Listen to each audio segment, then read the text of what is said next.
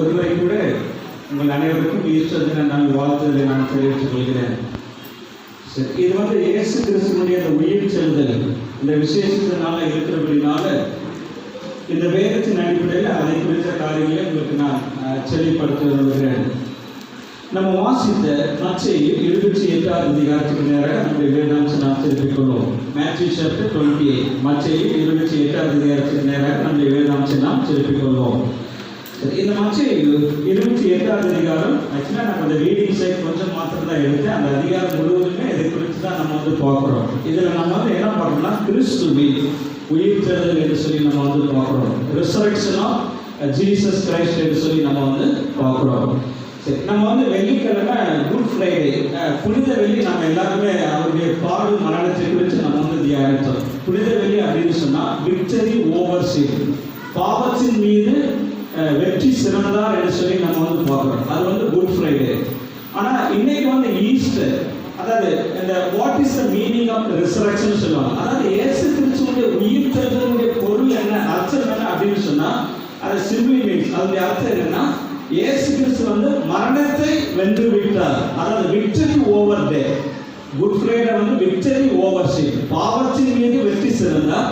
இந்த ஈஸ்டர் இந்த நாள்ல விக்டரி ஓவர் டெத், அவர் மரணத்தின் மீது அவர் என்ன பண்ணாங்க, வெற்றி சிறந்தார். அதுதான் இயேசு கிறிஸ்துவுடைய உயிர் தெழுதல் என்று சொல்லி இந்த காரியங்களை குறித்து நம்ம பார்க்கிறோம்.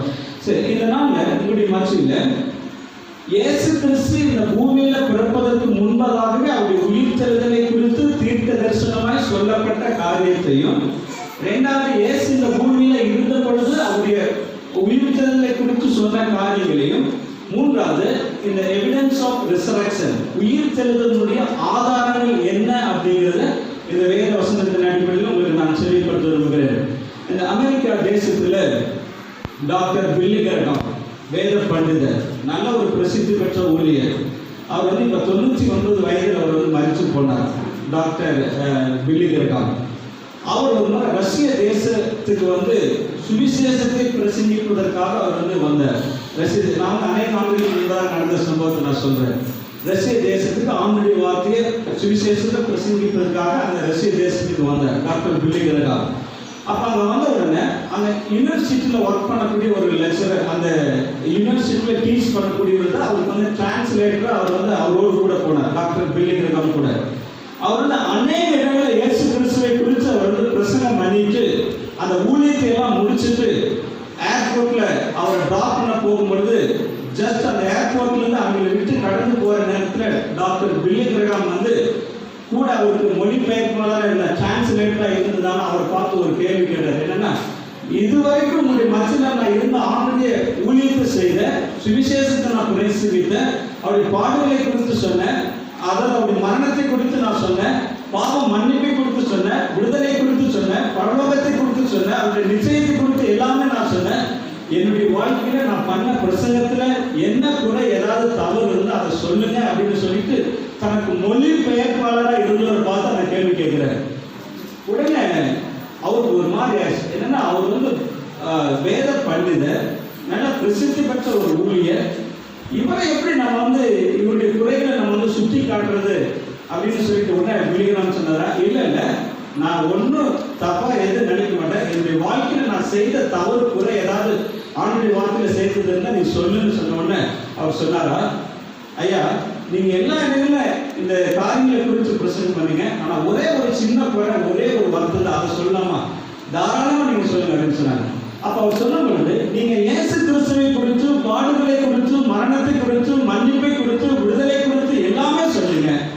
ஆனா நீங்க உயிர் தெழுதலை குறித்து அந்த செய்தியில அந்த எண்ணில அதை குறித்து ஒண்ணுமே நீங்க என்ன பண்ணீங்க, சொல்லவே இல்லை. ஒரு வேலை இயேசு கிறிஸ்துவுடைய வாழ்க்கை அந்த சிலுவையோடு கூட முடித்து இருந்திருந்தா, இந்த சிலுவை வெறும் ஒரு அடையாள சின்னமாய் மாத்திரம் தான் இருந்திருக்கு.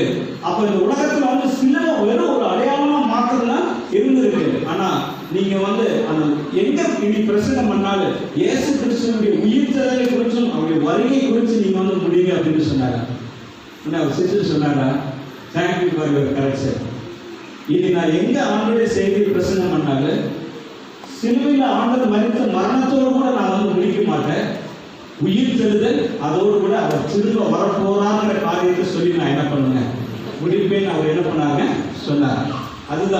சுவிசேஷம் அப்படிங்கிறது அவர் நமக்காக வாழ்ந்து மரித்தார் அப்படிங்கிறது சுவிசேஷம் இல்லை, அவர் மரித்து நமக்காக உயிர் தெழுந்தார். அதுதான் நற்செய்தி, அதுதான் காஸ்பல். ஒரு அல்லேலூயா ஜோராடிங்க, ஜோராடிங்க, ஜோராடிங்க. அதுதான் நற்செய்தி, அதுதான் சுவிசேஷம் என்று சொல்லி நம்ம வந்து பார்க்கிறோம். சரி, இந்த நாள்ல இந்த இயேசு கிறிஸ்துவின் உயிர் தெழுந்த இந்த நன்னாள்ல வந்திருக்கிற நம்முடைய வாழ்க்கை கொஞ்சம் இந்த வேத வசனம் இந்த கண்ணாடியோடு கூட கொஞ்சம் நம்ம ஒப்பிட்டு பார்க்க போறோம். ஏன்னா இன்னைக்கு நீங்க வந்து டிவியில பாத்தீங்கன்னா உலக தலைவர்கள் எல்லாமே வாழ்த்து சொல்லியிருப்பாங்க, எல்லா அரசியல் தலைவர்களும் வாழ்த்து சொல்லியிருப்பாங்க, உலகத்துல ஜெனரல் பீப்புள், காமன் பீப்புள் எல்லாமே சொல்லியிருப்பாங்க. இந்த இயேசு கிறிஸ்துவின் உயிர்த்தெழுதலை குறித்து எல்லாமே அந்த விஷயம் சொல்லியிருப்பாங்க. என்னன்னு கேள்வி, என்ன வாழ்த்து சொன்ன எல்லாருமே உயிர்த்தெழுதல பங்குள்ள நிச்சயத்தோடு கூட இருக்காங்களா? நானும் அவருடைய உயிர்த்தெழுதல பங்குள்ளவனா இருப்பேன், அந்த முதலாம் உயிர்த்தெழுதல பங்குள்ளவனா இருப்பேன் அப்படிங்கிற அந்த நிச்சயம் எத்தனை பேருடைய வாழ்க்கையில் இருக்கு? இங்க அமர்ந்திருக்கிற நம்ம எத்தனை பேருடைய வாழ்க்கையில் அந்த உயிர்த்தெழுந்த அந்த வல்லமை இருக்குது? நம்முடைய வாழ்க்கை, நம்முடைய பர்சனல் லைஃப்ல எத்தனை பேர் நம்ம வந்து அப்படிப்பட்ட நிச்சயத்தோடு உறுதியோடு கூட நம்ம வந்து இருக்கிறோம்? அதை ஆராய்ந்து பார்க்கணும். அதான் இந்த ஈஸ்டர் நாள் உங்களுக்கு நான் தெளிவுபடுத்த விரும்புகிறேன். சரி, முதலாவது அவரை குறித்து சொல்லப்பட்டதான ப்ராபசி, தீர்க்க தரிசனம். அதுக்கு முன்பதாக இந்த 2 வருஷத்தை குறிக்க வாசிங்க. மத்தேயு 28ஆம் அதிகாரம். நான் குறிக்க மெயினான வசனத்தை மாத்திரம் குறிக்க பண்ணுங்க. மேத்யூ 28:5 and 6 தெளிவா வாசிங்க. தூதன் அந்த ஸ்திரீகளை நோக்கி, அவன் அந்த ஸ்திரீகளை நோக்கி, நீங்கள் பயப்படாதிருங்கள், நீங்கள் பயப்படாதிருங்கள், சிலுவையில் அறையப்பட்ட இயேசுவை தேடுகிறீர்கள் என்று அறிவேன். அவர் இங்கே இல்லை, தாம் சொன்னபடியே உயிர் தெழுந்தார். கர்த்தரை வைத்த இடத்தை வந்து கர்த்தரை வைத்த இடத்தை நீங்க வந்து என்ன பண்ணுங்க, பாருங்கள் அப்படின்னு சொன்னார். சரி, இந்த மேத்யூ 28 நம்ம எல்லாத்துக்குமே தெரியும். இயேசு கிறிஸ்து மரித்து கல்வையில வைத்த பிறகு அதிகாலையில மலர்களெல்லாம் நிறையா எல்லாருமே எழுந்து கொண்டு அந்த கல்வையின் இடத்துல ஓடி பார்க்க போற அந்த இன்சிடென்ட், அந்த ஃபேக்ட் தான் இந்த மேத்யூ 28 அதிகாரத்தில் பார்க்குறோம். ஒரு தேவதூதன் வானத்திலிருந்து இறங்கி வந்து அந்த கல்லை உருட்டி அது மேல உட்கார்றாரு. வேத ஆராய்ச்சியாளர் வந்து என்ன சொல்றாங்கன்னா, அந்த கல்லைக்கு வைத்திருக்கக்கூடிய அந்த கல்லை கிட்டத்தட்ட 12 to 14 people, 12 ஒரு 14 பேர் சேர்ந்து அந்த கல்லை என்ன பண்ண முடியல, உருட்டி கல்லை. ஆனா தேவதூதன் வானத்திலிருந்து இறங்கி வந்து அவர் தள்ளி தான் அங்க கல் மேல என்ன பண்ணிருக்காங்க, உட்கார்ந்து. சரி, இவங்க வந்து தேடுறாங்க அது கல்வியில இயேசு உள்ள கல்வியில என்ன பண்ணுங்க இல்ல. அப்ப இந்த 5ஆம் வசனத்துல நம்ம வந்து வாசிக்கிறோம். தூதன் அந்த ஸ்திரீகளை நோக்கி, நீங்கள் பயப்படாதீர்கள், சிலுவையில் அறையப்பட்ட இயேசுவை தேடுகிறீர்கள் என்று நான் என்ன பண்ணுவேங்க அறிவேன் சொல்லிட்டு சொல்றாரு.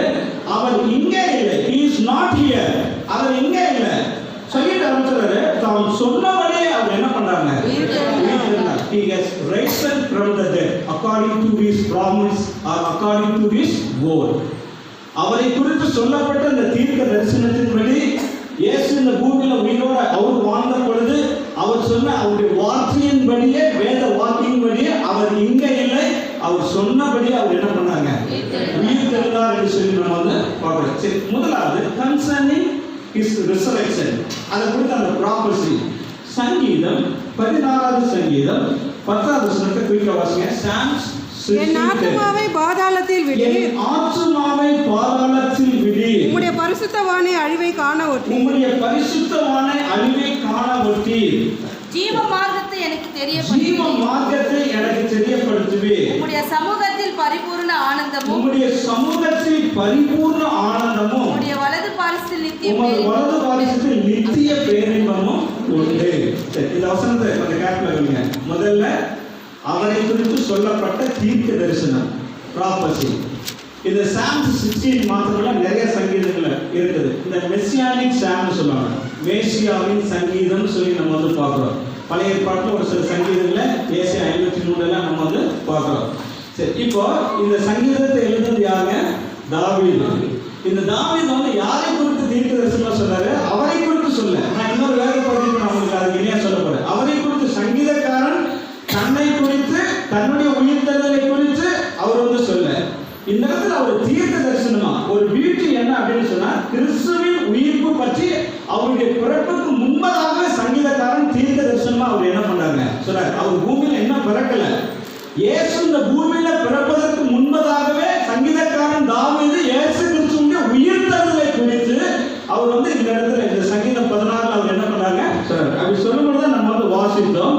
10வது வசனம், என் ஆத்துமாவை பாதாளத்தில் விடு, உம்முடைய பரிசுத்தமான அழுவை காணாவிட்டீர் என்று சொல்லி இந்த இடத்துல வாசிக்கிறோம். ஒரு சில வேளை நீங்க உங்களுடைய உள்ளத்துல ஒரு கேள்வி எழுதலாம், இது உண்மையாலுமே சங்கீதக்காரன் தாவீது இயேசு கிறிஸ்துவின் உயிர்த்தெழுதலை குறித்து தான் சொன்னாரா அப்படிங்கிற ஒரு சந்தேகம், ஒரு கேள்வி, ஒரு அவநம்பிக்கை நம்ம இருதயத்தில் என்ன பண்ணாங்க, எழுதலாம். அதற்கும் இந்த வேத ஆதாரத்தை நம்ம வந்து என்ன பண்ணாங்க பார்க்கிறோம்.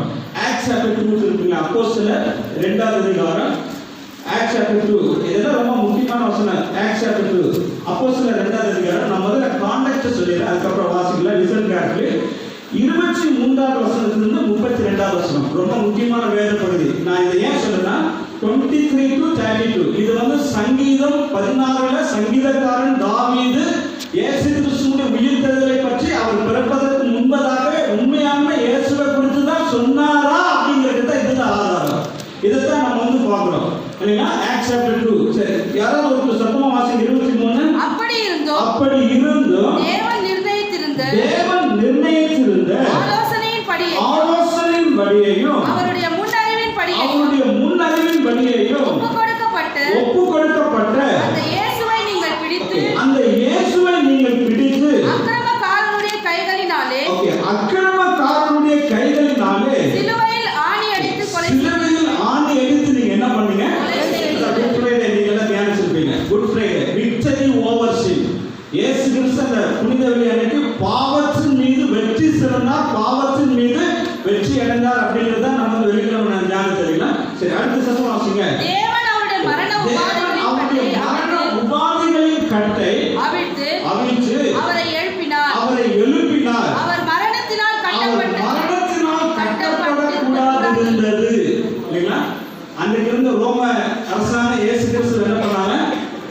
சிலுவையில அறிந்தாங்க. எப்படி சிலுவையில் இருந்தாங்க? அவருடைய முன்னறிவின்படி, ஆண்டுடைய தீர்மானத்தின்படி, நம்முடைய பாவங்களுக்காக, நம்முடைய அக்கிரமங்களுக்காக அவர் சிலுவையில் என்ன பண்ணப்பட்டாங்க?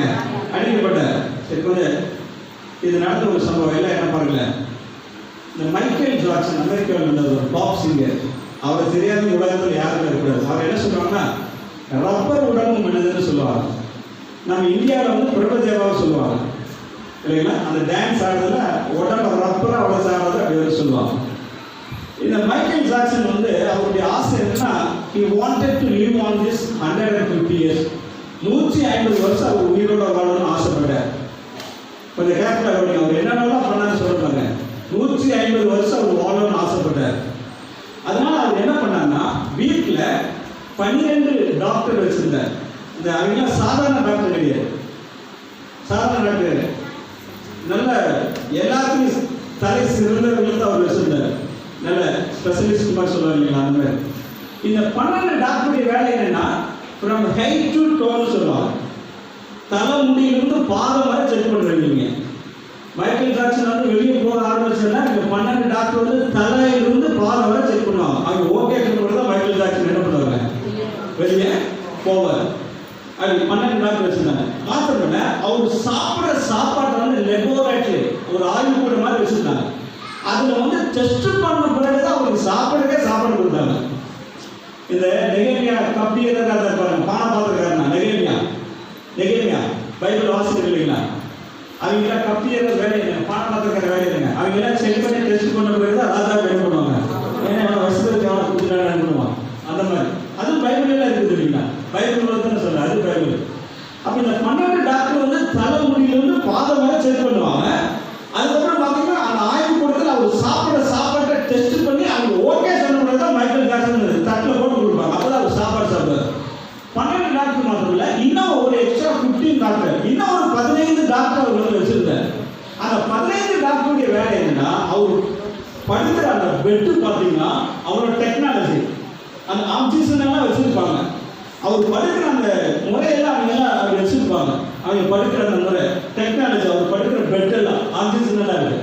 அந்த இதெல்லாம் அவங்க வந்து என்ன பண்ணாங்க, செட் பண்ணி வச்சிருந்தாங்க. மாற்றம் பண்ண எக்ஸசைஸ் அண்ட் ஒர்க் அவுட் இந்த 15 டாக்டர் வந்து டெய்லி அதை அவங்க கண்காணிக்கிறது. 12 டாக்டர் மட்டும் எக்ஸ்ட்ரா ஒரு 15 டாக்டர், இதுதான் அவங்களுடைய வேலை.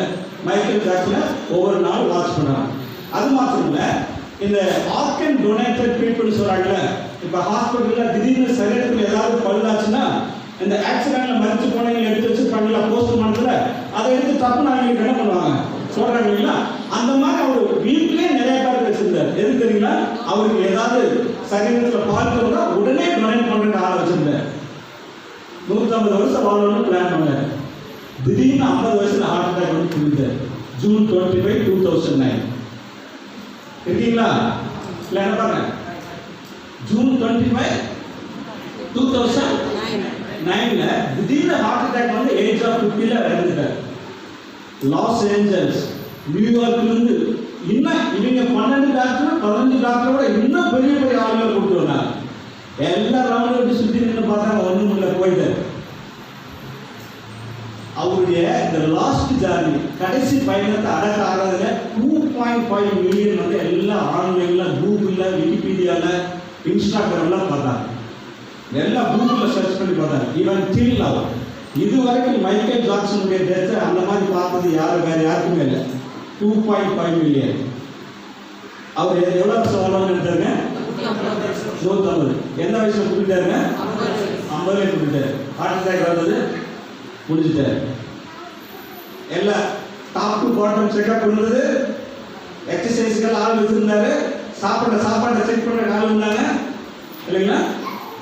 இது ஆர்கன் டொனேட் பண்ணுற ஆள், காசு கோடி கணக்கில் அவங்க ஒரு ப்ரோக்ராம் பண்ணால் கோடி கணக்கில் சம்பாதிக்கிறாங்க, எல்லாம் இருந்தது. He challenged the death. மரணத்துக்கு ஒரு சவால் விட்டார். But death challenged him back. மரணம் அவருக்கு சவால் விட்டுச்சு. அர்த்தாதுங்களா?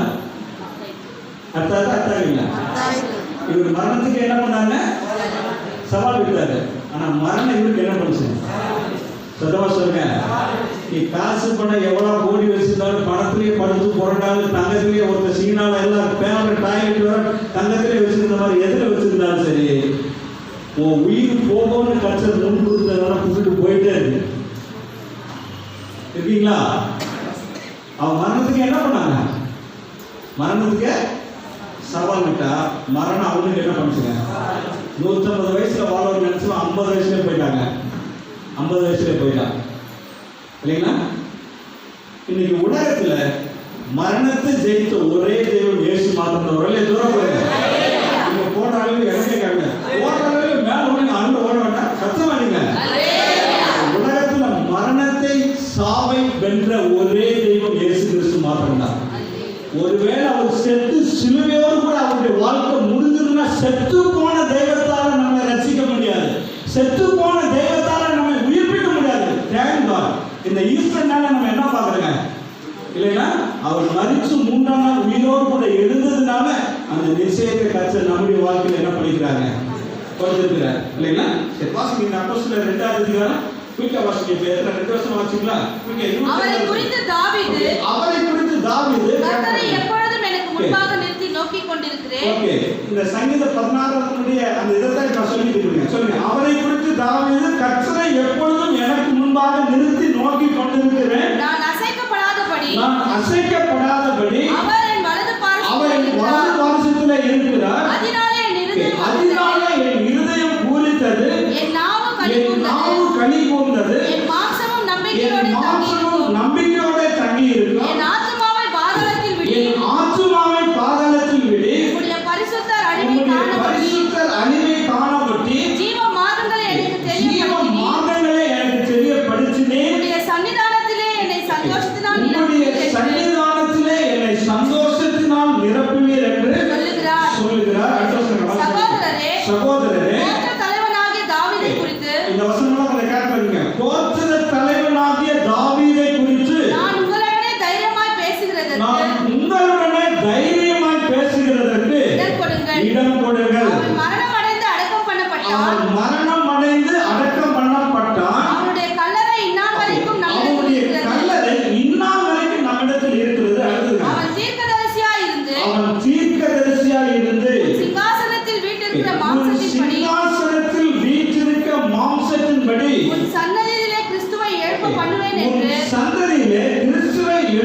பண்ணுவேன் என்று தேவன் தனக்கு சத்தியம் பண்ணினதை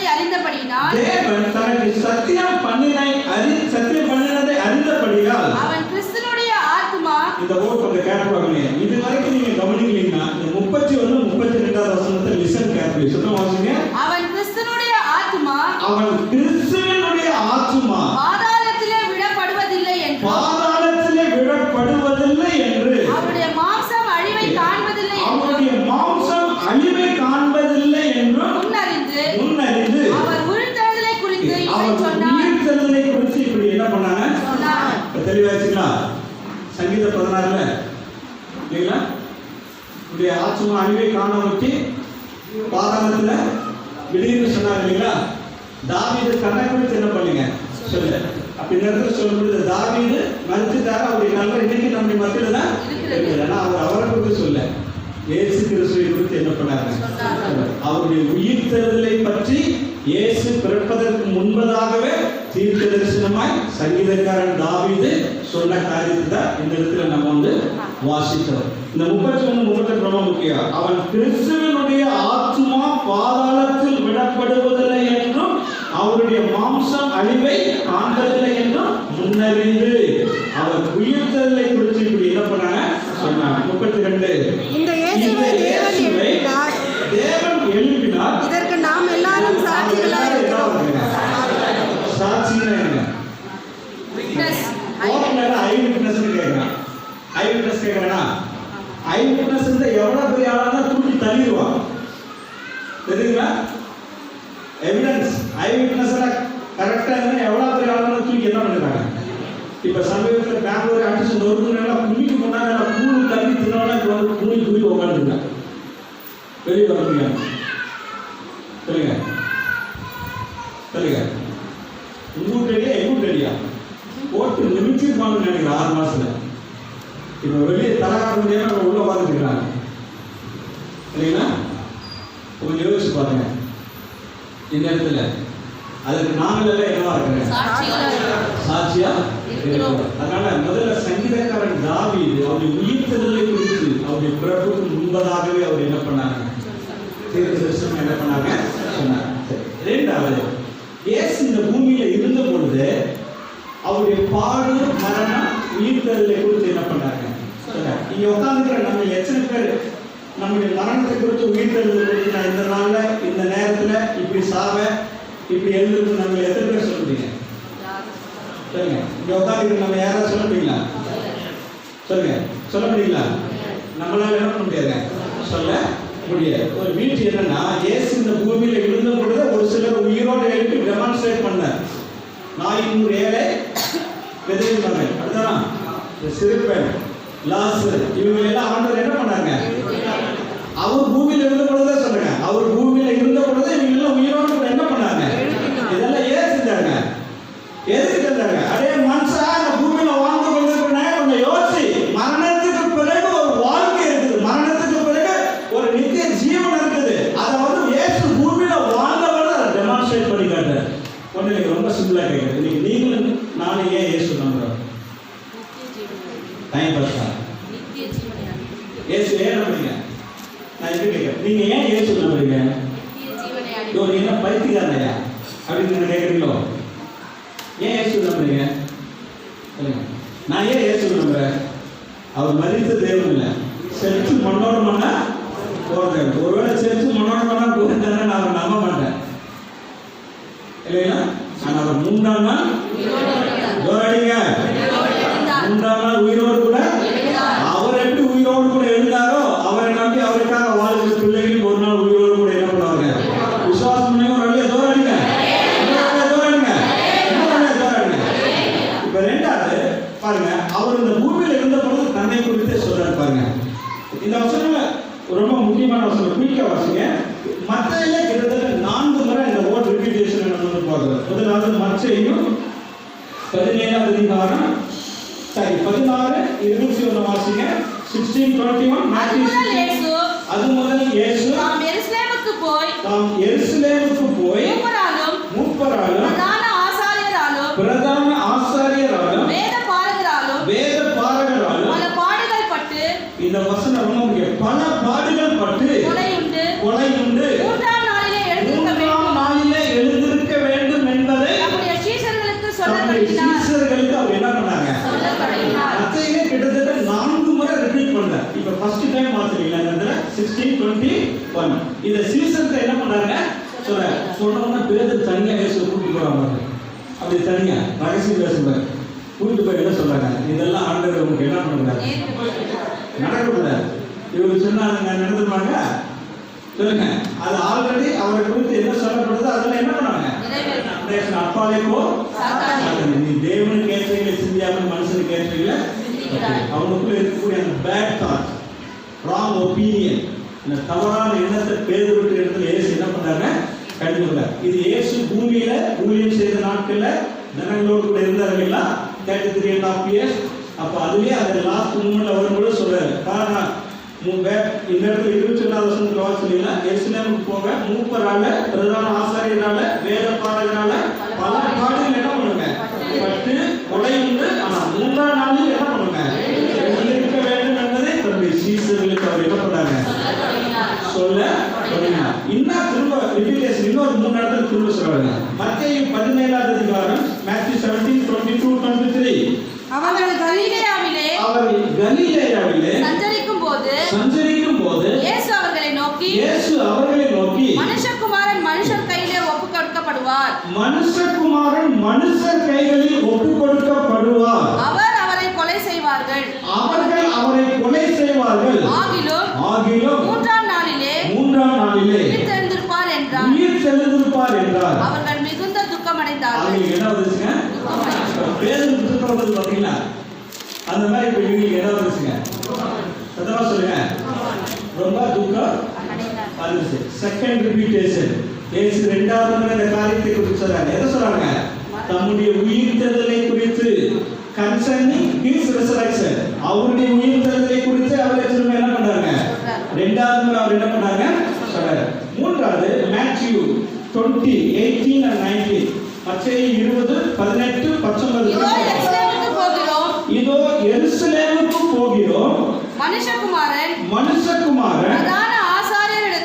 பிரதான ஆசாரியரிடத்திலும் வேத பாரகரிடத்திலும் ஒப்புக் கொடுக்கப்படுவார். அவர்கள் அவரை மரண ஆக்கினைக்குள்ளாக தீர்த்து அவரை பரியாசம் பண்ணவும் வாரினால் அடிப்பிக்கவும் சிலுவையில் அறையவும் புறஜாதியரிடத்தில் ஒப்புக் கொடுப்பார்கள். ஆகிலும் 3ஆம் நாளிலே அவர் உயிரோடு எழுந்திருப்பார். என்ன பண்ணுவாங்க ரிப்பீட்டேஷன். 3வது முறை தன்னுடைய உயிர்த்தெழுதலை குறித்து அவர் என்ன பண்ணாங்க இந்த இடத்துல அவர் என்ன பண்ணாங்க சொன்னாரு. 4வது 26 மத்தேயு 26:32. Matthew 26:32 வாசிங்க.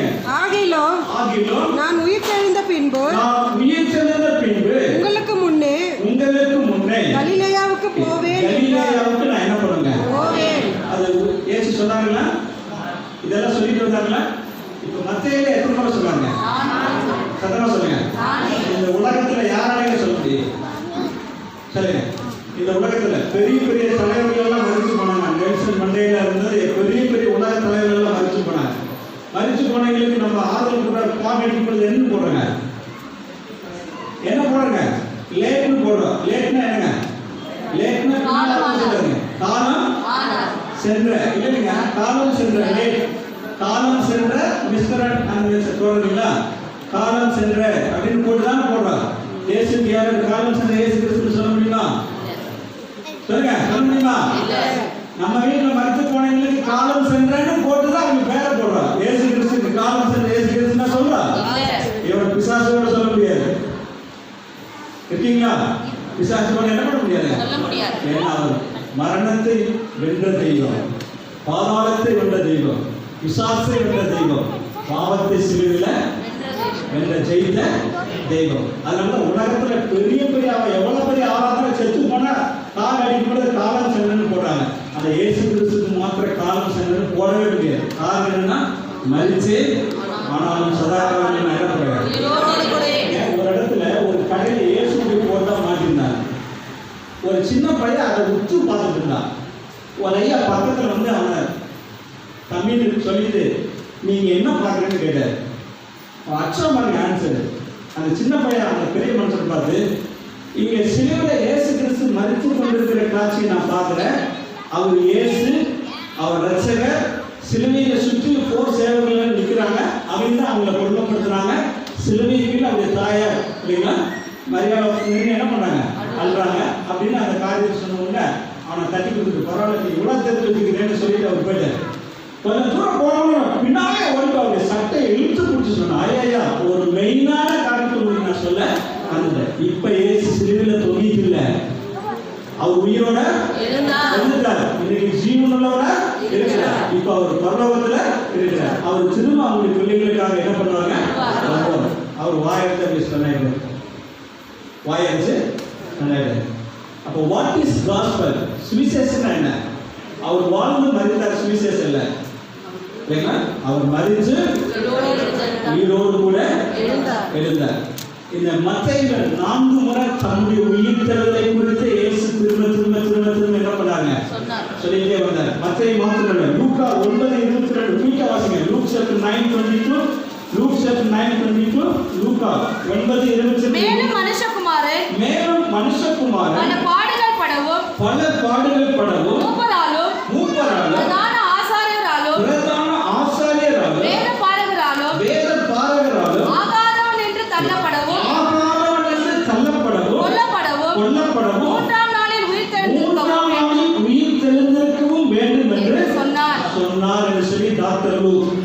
இந்த டாக்டர் லூக் தான் அப்போஸ்தலர் புத்தகத்தை எழுதினவர். வந்துடாதீங்க, இந்த டாக்டர் லூக் தான் அப்போஸ்தலர் புத்தகத்தை என்ன பண்ணாங்க, எழுதினாங்க. ஏற்கனவே நம்ம ஆக்ட் சாப்டர் 2 வாசிச்சீங்களா, அதுல சொன்னவர் டாக்டர் லூக். இந்த லூக்கா புத்தகத்தை எழுதுறது அவர்தான், மறந்துடாதீங்க.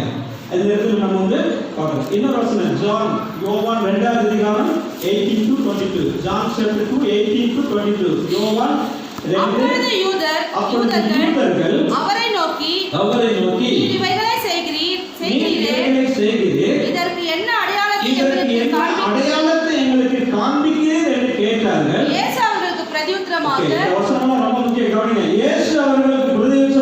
இந்த ஆலயத்தை இடித்து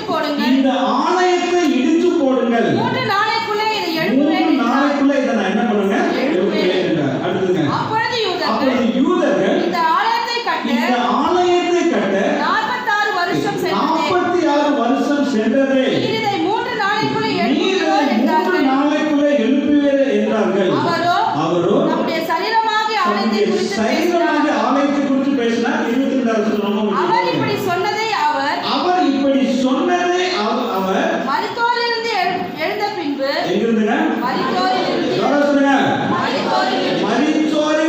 எழுந்த பின்பு அவருடைய சீஷர்கள் நினைவு கூர்ந்து வேத வாக்கியத்தையும் இயேசு சொன்ன வசனத்தையும் விசுவாசித்தார்கள்.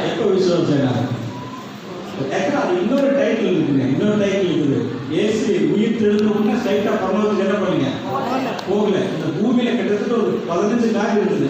ஆக்சுவலா அதுதான் நீங்க பண்ணான்னு பார்த்தா அந்த ட்ராக் மாதிரி சொல்லுங்க. அது இன்னொரு நாளைக்கே சொல்றது சித்தமான 3 பாடம் பண்ணுவாங்க இல்லைங்களா? இந்த இடத்துல எப்படி சொன்னது பாருங்க இல்லைங்களா? அவர் தன்னுடைய சரீரமாகி ஆலயத்தை செலுத்தி அவர் உயிர் தெழுந்த பின்பு அதுக்கப்புறம் தான் சீசர்கள் என்ன பண்ணாங்க, அவர் சொன்ன அந்த வேத வாக்கியங்கள் என்ன பண்ணாங்க, சொல்லுங்க, நினைவு. முதல்ல தீர்க்க தரிசனம். அவர் உயிர்த்தெழுதலை பற்றி அவர் பிறப்பதற்கு முன்பதாக தாவீது சொன்னார். இரண்டாவது இயேசு தம்மை குறித்து அவருடைய பாடு மரணம் உயிர்த்தெழுதலை குறித்து இயேசு என்ன பண்ணாங்க. மூன்றாவது பார்க்கும்போது உயிர்ப்பும் எதிர்ப்பும், அதாவது எதிர்ப்பும் அப்போசிஷன் சொல்றாங்க ஆங்கிலத்துல, எதிர்ப்பும் உயிர்ப்பும். இந்த வசனம் ரொம்ப முக்கியமான வசனம். அவசியம் இல்லை. இந்த மத்தேயு 27ஆம் அதிகாரம் 62 அதிகாரம் மேத்யூ 27 மத்தேயு 27. ஓகே,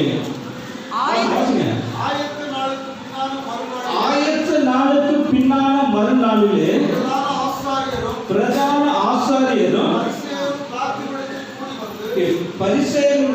பரிசேயர்கள் பிளாஸ்டிக் கூடி வந்து, ஆண்டவனே அந்த எச்சல் உயிரோடு இருக்கும் போது 3 நாளைக்கு பின் எழுந்திருப்பேன் என்று சொன்னது எங்களுக்கு என்ன இருக்குதுங்க, ஞாபகம் இருக்கிறது. 64. ஆகையால் அவருடைய சீஷர்கள் ராத்திரியிலே வந்து அவனை அவனை களமாய் கொண்டு போய் மரித்தோரிலிருந்து எழுந்தான் என்று ஜனங்களுக்கு சொல்லாத படிக்கும் முந்தின எத்தை பார்க்கலும் பிந்தின எத்து பொழிதாகாத படிக்கும் நீ 3 நாள் வரைக்கும் கல்லறையை பத்திரப்படுத்தும்படி என்ன பண்ணாங்க? நான் நினைக்கிறேன் உலகத்திலே கல்லறைக்கு ரொம்ப பாதுகாப்பு ஏசப்பா கல்லறை நினைக்கிறேன். இன்னைக்கு உலகத்துல பாதுகாப்பு எது போடுறான்? பெரிய பெரிய தலைவர் பாதுகாப்பு எது போடுறான்? அவனை சுட்டு தள்ளிடக்கூடாதுன்னா எல்லாம் பாட்டிலாம் படை சூழ வரான் இல்லைங்களா? ஆனா ஏசப்பாவுடைய கல்லறைக்கே பாதுகாப்புறான். ஏன்னு சொல்லுங்க? இல்ல ஏங்க உயிரோடு இருக்கும்போது என்ன சொன்னாங்க? 3ஆம் நாள் உயிரோடு எழுந்திருப்பேன். ஆயத்த நாளுக்கு பின்னான மறுநாளிலே பிரதான ஆசாரியர் பரிசேயர் யாருக்கு வந்தாங்க? அது என்ன சொன்னாங்க? ஆண்டவரே அந்த எத்தன் உயிரோடு இருக்கும்போது எத்தனை யாருங்க? இயேசு கிறிஸ்து இல்லைங்க எத்தனை ஏமாற்றிட்டார். பைபிள்ல இன்னொரு எத்தன் யாக்கோபு. அதுதான் யாக்கோபுக்கு எத்தனை பேர். யாக்கோபுனா என்னங்க? எத்தனை என்னங்க? இயேசு ஏமாற்றிட்டாரா? எப்படி சொல்றா பாருங்க. இயேசு ஏமாற்றிட்டாரா? அப்ப எப்படி சொல்றாங்க? பிளாத்துமடத்துல வந்து சொல்றாங்க ஆண்டவனே அந்த எத்தன் உயிரோடு இருக்கும் பொழுது 3 நாளைக்கு பின் எழுந்திருப்பேன்னு சொன்னது எங்களுக்கு என்ன இருக்குங்க? என்ன சொல்றா? போய் கல்லறைக்கு பாதுகாப்பு கொடுங்க. ஏன்னா யாராவது வந்து கலவை தூக்கி போயிட்டாங்க என்ன பண்ணுறது இல்லைங்க? போய் பாதுகாப்பு போடுங்க. அப்ப கல்லறை அவங்களால கட்டிக்காக்க முடிஞ்சுதா? இல்லைங்க கட்டிக்காக்க முடிஞ்சுதா?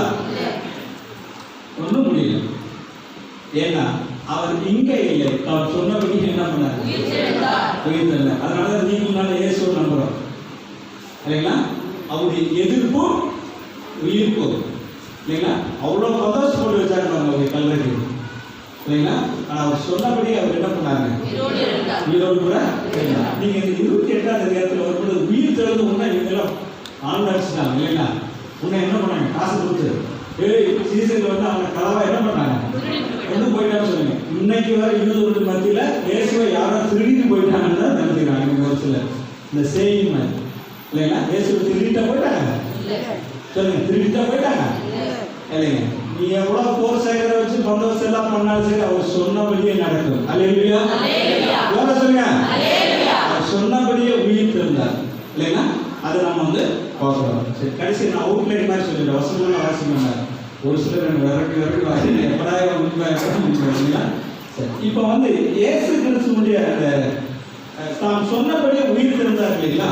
உயிர் தெரிந்து உயிர்ப்புக்கான ஆதாரங்கள் எவிடன்ஸ் ப்ரூஃப் இல்லைங்களா? எங்கள் வீட்டுக்கு ஒரு முறை முஸ்லீம் ஒருத்தர் வந்தார். வேலை செய்யறது முஸ்லீம். அவர் வந்து தமிழ்நாட்டில். அவர் எனக்கு தெரியல. அவர் பாயின்னு எனக்கு தெரியல. நம்மளோட நார்மலாக தான் அந்த குல்லா போட்டுனா தான் நமக்கு தெரியும். பாயின்னு கிறிஸ்துவ டாலர் போட தான் கிறிஸ்துவங்க. அவன் குல்லா போட்டு தான் நம்ம என்னங்க அவன் அல்லாக்காரங்க இல்லை அதுதான் சொல்லுங்க. அந்த சாதாரண கேஷுவலாக பேசிக்கும் போது அவர் சொன்னார், சார் எங்கள் கிராமத்தில் ஒரு பெரிய சர்ச் இருக்குது. அந்த ஊரே கிறிஸ்துவ வாங்கிட்டாங்க சார்.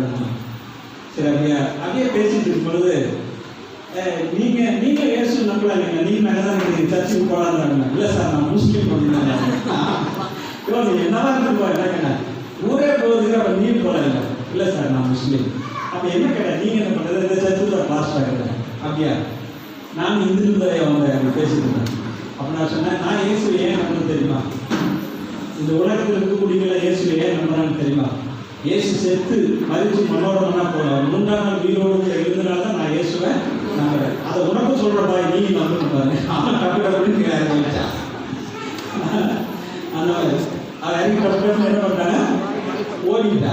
அவளுக்கு ஏற்றுக்கொள்ளக்கூடிய மனோபாவம் நம்ம வேற நீ கேட்டாலும் சரி கேட்கலாம் சரி சொல்றது எதோ சொல்லுங்க. நம்ம வாய்த்தாலும் சரி நம்ம சொல்றது என்ன பண்ணாங்க? டக்கு இறங்கி என்ன பண்ணாங்க? ஓடிட்டா. அவனால எதுவும் பேச முடியல இல்லைங்க. இப்ப இயேசு கிறிஸ்து தான் சொன்னபடியே உயிர் தெரிந்தான்னா what is the evidence or proof or vindication? என்ன நிரூபணம்? அதை இந்த பைபிள்ல நம்ம வந்து பார்க்கலாம். ஓகேங்களா? நான் அவுட்லைன் அப்படியே சொல்லியிருக்கேன். வாசிக்கிறேன். நான் ஃபர்ஸ்ட் வந்து காலியான கல்லறை, எம்டி டோம். காலியான நம்மளாம் குளத்து பதிக்கிறோம் இல்லைங்களா? கல்லறை வருதுல எத்தனை கல்லறை ஓப்பனா இருக்குது? இல்லை என்ன பண்ணுங்க, எத்தனை கல்லறை ஓப்பனா இருக்குது? ஓப்பனா இருந்தால் என்ன நடக்கும்? இங்க ஒரு கலர் இருக்கு இல்லைங்களா? இங்க ஒரு 2 3 பதிவு கிடையாது. இங்க ஒரு கலர் இருக்கு இல்லைங்களா?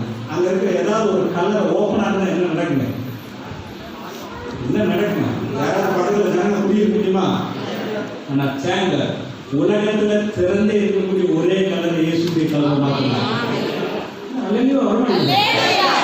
சீக்கிரம் முடிக்கிறீங்களா மாஸ்டர்? நீங்க பிரேயர் ரெடி பண்ணிருக்கோம் இந்த நாள்ல. மற்ற சர்ச்சையில் தூள் கலவராக நீங்க சைலண்ட் ஆகிறீங்க.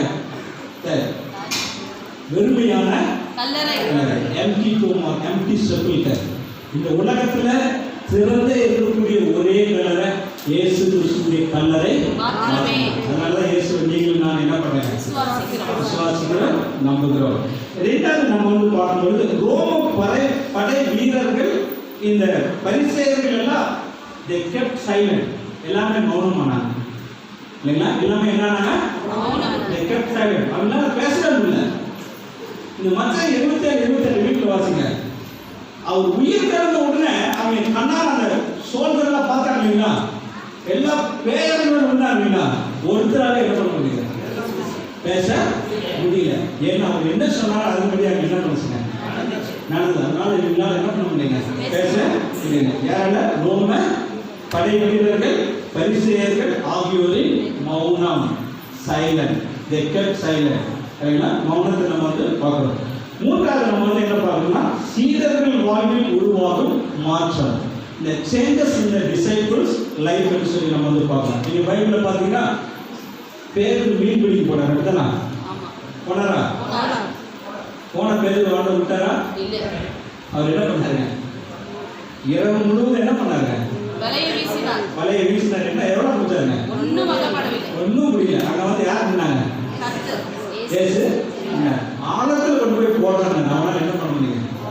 தப்புன்னு பார்த்தோம்னா இயேசு அவனால என்ன பண்ணல? நம்ம மனுஷனை பிடிக்கிறதுனால நீ மீனா பிடிச்சிருக்கீங்க. வாழ என்ன பண்ணாங்க? எழுதிட்டு போனாங்க.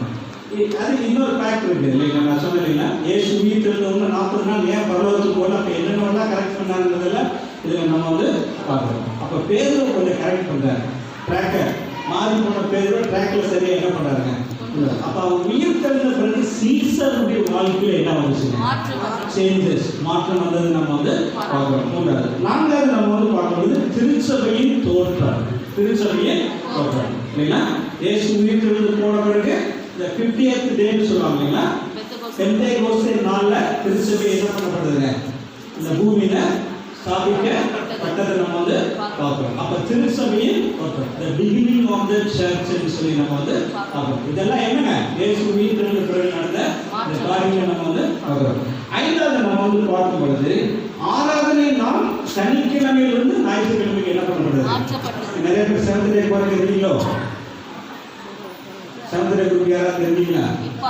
அதெல்லாம் மாத்திக்கங்க. அவர் உயிர் தெழுந்தனால 6வது நாள் சனிக்கிழமையிலிருந்து எங்க மாறிடுச்சுங்க? உங்களுக்கு தெரியுங்களா? நமக்கு வந்து 12 to 12 தான் மணியை கணக்கிடுறாங்க. 12 to 12. யூதருக்கு வந்து 6 to 6. 6 to 6. அதான் யூதர்களுக்கு நமக்கு உள்ள வித்தியாசம். அப்போ ஆராதனை நாள் சனிக்கிழமையிலிருந்து என்னத்துக்கு சேர்ந்தாச்சுங்க? ஞாயிற்றுக்கிழமைக்கு மாறுவதை நம்ம வந்து பார்க்கிறோம். அடுத்து நம்ம வந்து பார்க்கும்போது புதிய ஏற்பாட்டின் உருவாக்கம், பிகினிங் ஆஃப் நியூ டெஸ்டமென்ட், புதிய ஏற்பாட்டின் உருவாக்கத்தை நம்ம வந்து பார்க்கிறோம். அடுத்து சீசர்களின் சாட்சி, கடைசியா கிறிஸ்துவின் சாட்சி குறித்து நம்ம வந்து பார்க்கிறோம். அதனால சொன்னாரு கிறிஸ்துவின் சாட்சினா வெளிப்பட்டு தேசத்தில் 1:18 மரிச்சு அந்த வசனத்தை யார் சொல்லுங்க? இயேசுவை யாரை குறித்து சொன்னாங்க? அவரை குறித்து என்ன பண்ணாங்க? சொன்னார். சரிங்களா? இந்த ஒரு நிச்சயம் நம்முடைய வாழ்க்கையில் இருக்கா? நானும் அவருடைய உயிர்த்தெழுதலில் பங்குள்ளவனாக இருக்கிற நிச்சயம் இருக்கா? அந்த உயிர்த்தெழுதல் வல்லமை இருக்கா? எங்க இருக்குங்க? அப்படியே வெளிகளும் தூரம் கவனிங்க. ஒரு சில ஞாயிற்றுக்கிழமை உடம்பு பிடிச்சிருக்காங்க. யோசிக்கிறீங்க எல்லாம் இருக்குது இல்லைங்க. அந்த வல்லம் எங்க இருக்குது? சொல்லுங்க, எங்க இருக்குது? சரிங்க, அதுதான் இந்த இதில் நம்ம வந்து பார்க்குறோம். இப்போ சொல்லுங்க, நீங்க ஏன் ஏசு நம்புறீங்க? எனக்கு ஈஸ்வரனால இதைத்தான் சொல்லுவாங்க, வேற என்ன சொல்லுவாங்க? எனக்கு ஈஸ்வரனால இருந்தா அவருக்கு எனக்கு தெரியும், ஈஸ்வரனால இருந்தா அவரைங்க. சரிங்களா? சரி, அவர் மரித்த தேவன் அல்ல, உயிர்த்த தேவன், இன்றைக்கும் அப்போ புனித வழி என்னங்க? பாவத்தின் மீது வெற்றி, ஈஸ்வரனுங்க மரணத்தின் மீது வெற்றி சிறந்த தெய்வம். ஜெபிக்கலாம். எங்களை நேசிக்கிறதான எங்கள் பரலோக தகப்பனே, இந்த நாளுக்காக நன்றி. இந்த ஈஸ்டர் தின நாளில் இந்த சமூகத்துக்கு அழைத்து வந்திருந்த அன்பான பிள்ளைகள் ஒவ்வொருவரையும் இந்த கரைச்சலை நாங்கள் ஒப்புக்கொள்கிறோம். வந்திருந்த ஒவ்வொருவரையும் நீர் ஆசீர்வதிங்க. ஞானஸ்தானத்துக்கு ஆயத்தமாக இருக்கிற பிள்ளைகளே இந்த கரைச்சலை ஒப்புக்கொள்கிறோம். ஞானஸ்தான ஆராதனை நாம இயேசுவின் நாமத்தில் செலுத்துகிறோம் நல்ல பிதாவே. ஆமென்.